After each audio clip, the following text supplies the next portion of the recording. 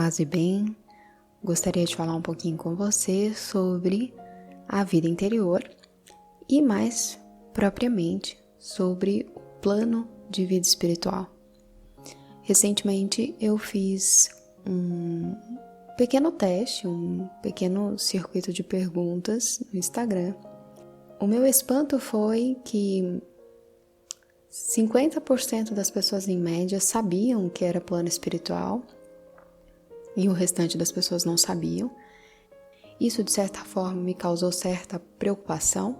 A segunda pergunta foi a respeito de se seguia algum plano de vida espiritual e 80% respondeu que não seguia nenhum plano de vida espiritual.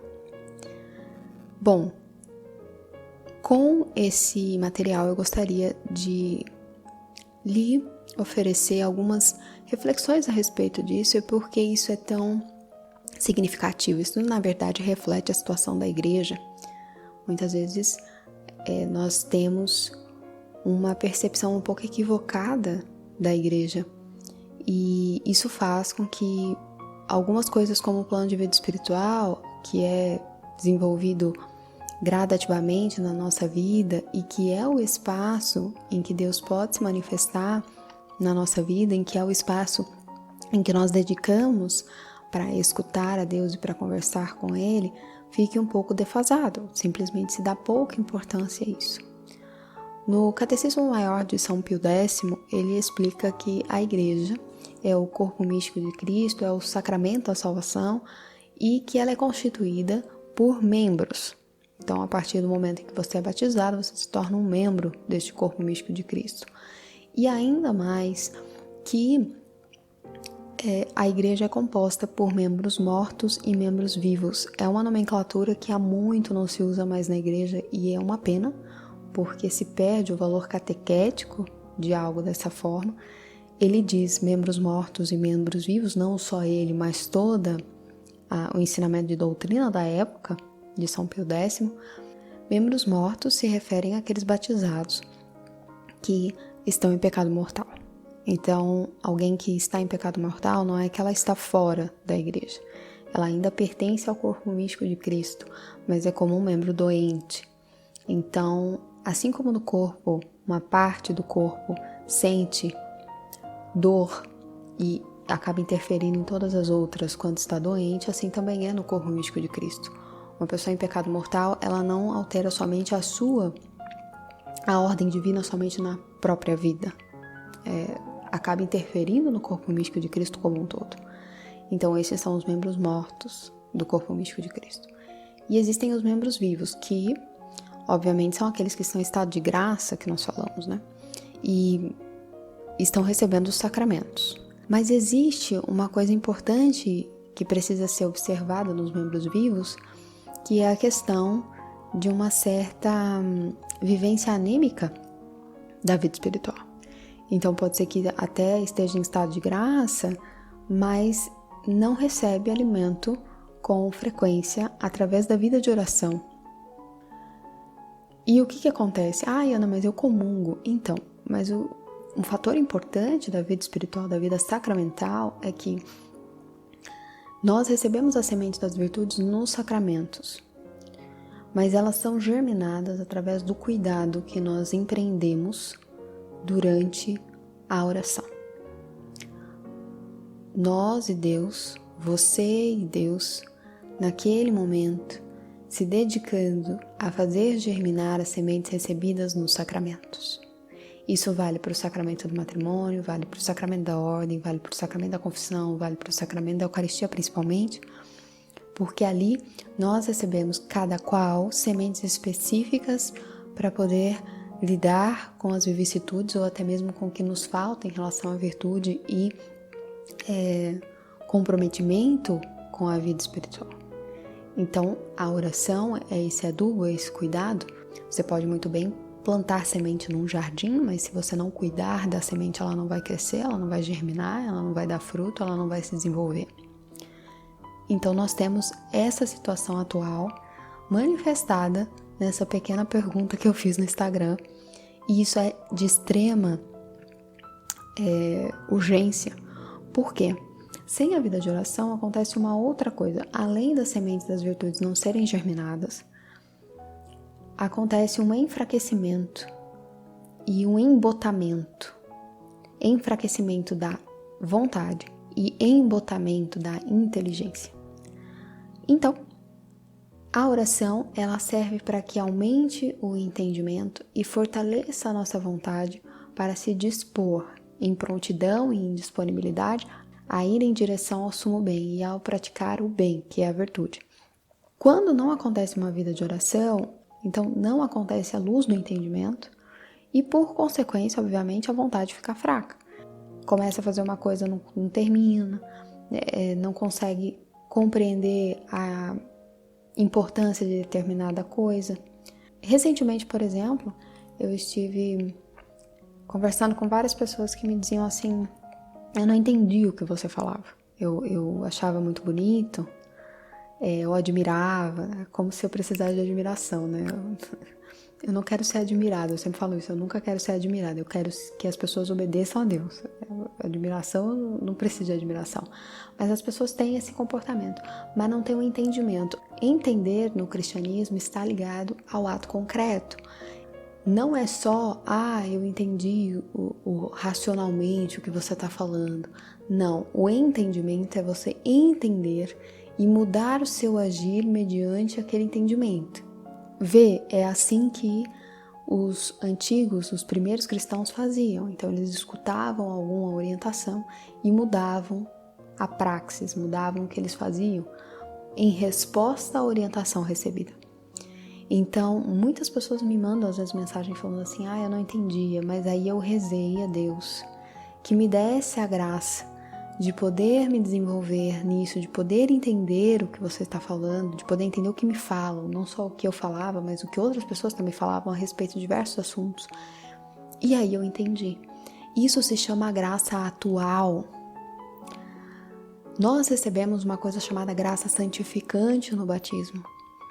É o que nos torna filhos de Deus, é o que nos dá a filiação divina. É um laço que nos une a Deus. Imagine como um laço que te une a Deus. Acontece que esse laço ele precisa ser constantemente fortalecido, porque pelas vicissitudes da vida, pelas dificuldades, ele pode ir se tornando um pouco delgado e pode até se romper, como é o caso do pecado mortal. Então, o que acontece? É preciso ter a vida sacramental, que fortalece com a graça dos sacramentos esse laço, mas é preciso ainda fortificar ainda mais essa graça santificante, através de vida de oração, em que você pede graças atuais, específicas, para determinadas situações da sua vida. E veja bem, nós confundimos muito graça atual com Deus ser um caixa eletrônico da graça. Então, muito provavelmente agora, enquanto estão me escutando, estão pensando assim: eu tenho que pedir um emprego, eu tenho que pedir um carro, eu tenho que pedir um apartamento, eu tenho que pedir... Isso são desejos, são coisas que Deus pode até manifestar a sua graça atual, mas veja bem, são coisas temporais. O que nós devemos gastar tempo é pedindo a graça de entendimento em relação à virtude, à prática da virtude, à prática das virtudes teologais, fé, esperança e caridade, a prática das virtudes morais, chamadas também virtudes cardeais, que nos dão a capacidade de viver o caminho da virtude, viver o caminho cristão com fidelidade. Então a vida de oração ela é importante nisso, de modo que muitas vezes você pode escutar muitas palestras, muitos vídeos, muitas coisas. Você sabe o que as pessoas falam, você sabe até a definição das coisas, explicar até o que está acontecendo, mas por conta da falta de oração não existe de fato um entendimento, ou seja, a luz do entendimento ligada à ação.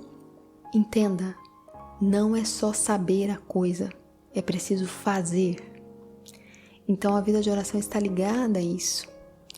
E aí nós temos alguns pontos que também podem estar travando o entendimento da vida de oração. Um deles é a questão do amor.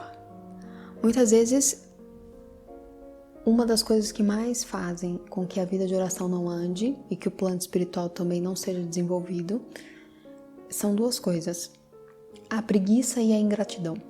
ter preguiça de desempenhar atividades em relação à própria salvação é uma falta muito grave. Não estou falando dessa preguiça de eu tinha que fazer uma coisa, não vou lá fazer, não. É preguiça de se desenvolver na própria vida espiritual, é uma falta muito grave. Então precisa dar uma olhada, principalmente nisso e principalmente no estado de graça. E depois de desenvolvido isso, estando em estado de graça, é preciso te fortificar, é preciso tomar contato com os nutrientes espirituais, com aquilo que vai te fortificar. E aí entra a vida de oração. Claro que no combate da vida de oração existem algumas coisas que precisam ser esclarecidas. Uma delas é o amor. Muita gente acha que, eu tenho que sentir coisas, né? Existe muito esse pensamento de voltar ao primeiro amor. Talvez eu tire a esperança de algumas pessoas, mas voltar ao primeiro amor não é isso que as pessoas pensam. Então, não é somente você simplesmente ficar sempre preocupado em ter os rompantes que se tinha no começo da vida espiritual. Inclusive, algumas pessoas nem os têm. Eu mesma não os tive. Por quê? Porque muitas vezes o amor a uma pessoa, e nosso Senhor Jesus Cristo é uma pessoa, a Trindade, cada uma é uma pessoa, há de nos mostrar que vem devagar às vezes, não é uma coisa que vem em rompantes. E eu percebo que as pessoas confundem muito o amor a Deus a paixões que se tem nos relacionamentos humanos. E não é assim. E ficar muitas vezes fincado em voltar ao primeiro amor pode estar barrando o seu amadurecimento. É como um casal. Ele muitas vezes tem lá os primeiros amores e tudo mais, e depois isso esfria, você não fica todo o tempo com a perna bamba, né? Todo o tempo com o coração um pouco acelerado. Isso acaba diminuindo com o tempo, mas não significa que o amor acabou, pelo contrário, pode ser que o amor começou. E é o que a maioria das pessoas deveria ter em mente. E a decadência do próprio amor humano é um reflexo, acabou se refletindo no amor para com Deus. As pessoas estão achando que o amor é paixão, né? Então acaba achando que o amor para com Deus é os rompantes, e não é. Isso passa por um processo de maturidade, tanto no amor humano como no amor para com Deus.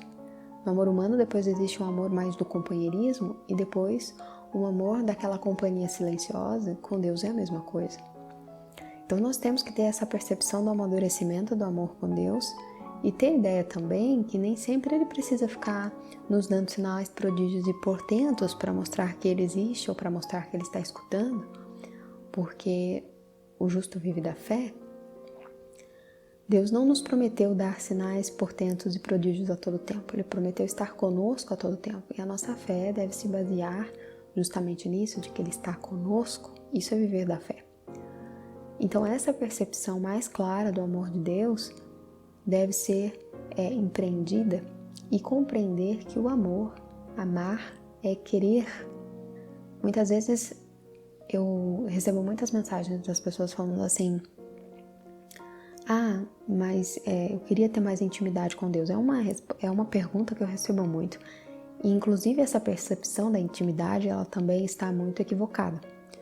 Porque intimidade você tem com alguém depois de compartilhar muito sal, como dizem os antigos, né? Muitas pitadas de sal. Aí depois de muito tempo existe o desenvolvimento da intimidade. Não há como ter intimidade com Deus se você não conversa com a pessoa. Então é muito difícil compreender essa percepção atual de intimidade que se tem. Acho que muito se confunde com uma mística um tanto piegas, né? Que não é a mística católica verdadeira, de ver coisas, de sentir coisas, de haver mudanças bruscas no seu modo de espiritualidade, de não sofrer mais, de ter respostas instantâneas quando estão com dúvida, ou de ter respostas instantâneas quando estão com dificuldade. E nada disso se refere à mística. Isso não é a mística. A mística está mais relacionada com o caminho de união com Deus, mesmo quando nada disso vem. Então é um caminho mais sem romantismo, sem as pompas que costumam colocar. A intimidade muitas vezes não é isso que você tem em mente, por isso que ela nunca vem, porque ela simplesmente não existe. Então precisa dar uma olhada nisso também. Assim como é preciso dar uma olhada na reação que se tem na vida de oração.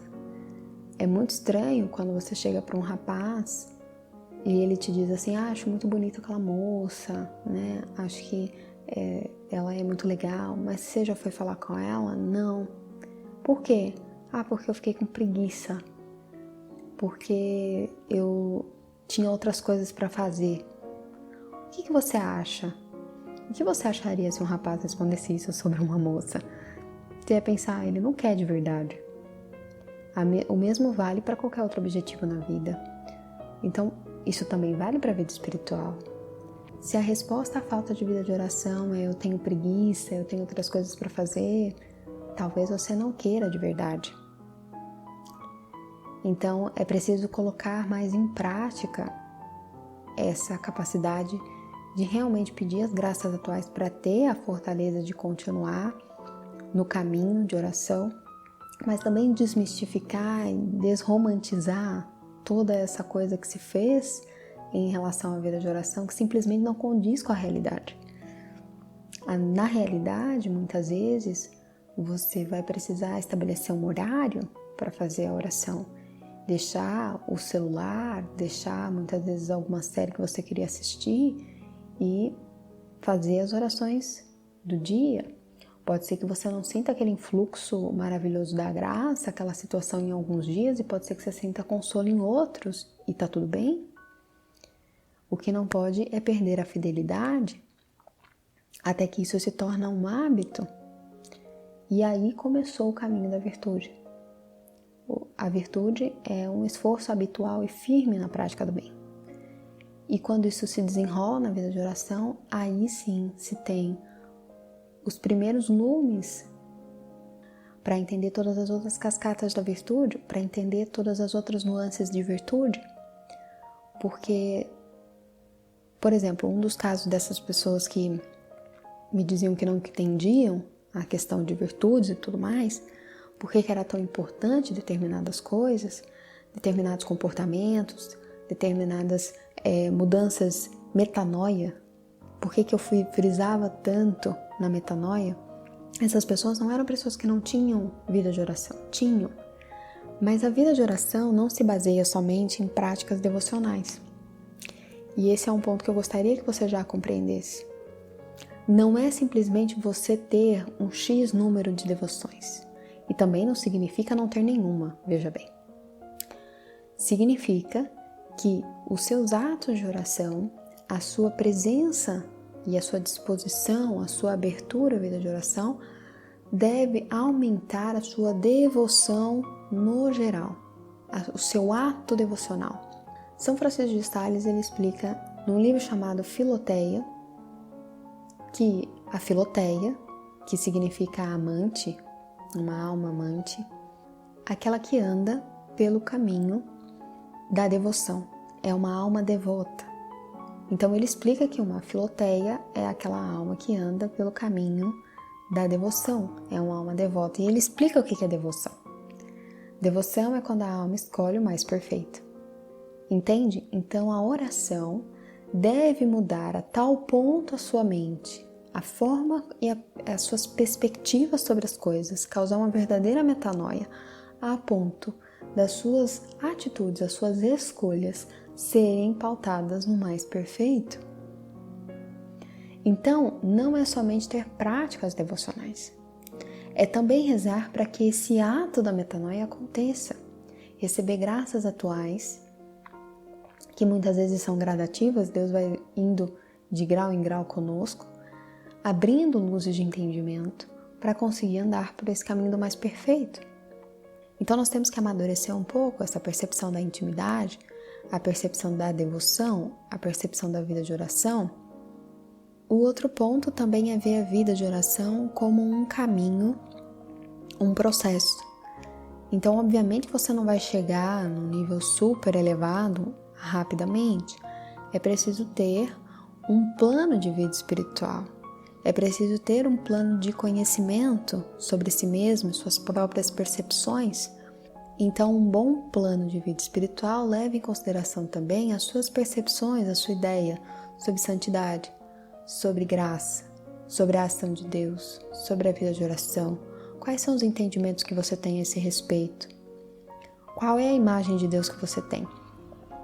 Tudo isso muitas vezes influencia erroneamente a vida de oração e faz com que não haja um progresso, um caminho efetivo orante, que gera mudanças de fato na vida através de uma metanoia verdadeira. Não é só falar de metanoia, é preciso viver a metanoia. Então quero te apresentar um material que você vai encontrar o link abaixo, em que você tem acesso a um plano de vida espiritual. Você terá essa ferramenta que será disponibilizada mensalmente, gratuitamente, para que você possa fazer todas essas análises de perspectiva, observar o que é santidade para você e desenvolver práticas devocionais que possam te fazer alcançar as graças atuais, que te farão crescer em entendimento e fortificar a sua vontade. É uma proposta que vai te fazer dar os primeiros passos e compreender o que de fato é ter um plano de vida espiritual, que é crucial para a vida espiritual. E te fazer ter uma ação de gratidão para com Deus, a ponto de se apresentar na vida de oração com abertura de alma. E aí eu vou para o último passo desse podcast, que é: qual é a percepção que você tem do ato da vida de oração? Você acha que é uma coisa legalista, que alguém está te mandando fazer, por isso você vai fazer? Enfim, tudo isso mesmo assim tem algum mérito, se você está fazendo porque você quer seguir a orientação de alguém. Mas é importante também observar que pode ser que você deva ver esse período com outros olhos, como um período de cura, como um período de descanso, como um período de aproximar-se de Deus, e principalmente como um período de receber os remédios que você precisa na sua alma. Todos nós temos a alma adoecida por conta do pecado original e por conta das mazelas dos pecados que cometemos. Existe sempre um resquício disso em nós. Então nós precisamos, de certa forma, receber um remédio em relação a isso. Então você precisa dar uma olhada na forma como você vê a vida de oração, na forma como você vê esse momento. Talvez, observando esses pontos, você encontre a razão, os empecilhos que te fazem fraquejar e ver a vida de oração de uma forma tão laxa. Há de se atentar também de que muitas vezes você não vai sentir um quentinho no coração te chamando a rezar. É preciso, e é aí que cresce a fidelidade. É na resposta no nada que cresce a fidelidade e a fé. Não quando você tem algo dentro de você, né? Não quando você sente coisas. Então isso precisa ser mais amadurecido, e o plano de vida espiritual pode ser uma ferramenta que te ajude. Caso você já tenha um plano de vida espiritual, eu te aconselho também a abrir-se a isso, porque pode ser que, observando as perguntas, você perceba que existe sempre alguns pontos a lapidar. É importante, no caminho de oração, se colocar no posicionamento de aprendiz, estar aberto a possíveis possibilidades de crescer mais. Tá bem? Paz bem, até a próxima. Tchau, tchau.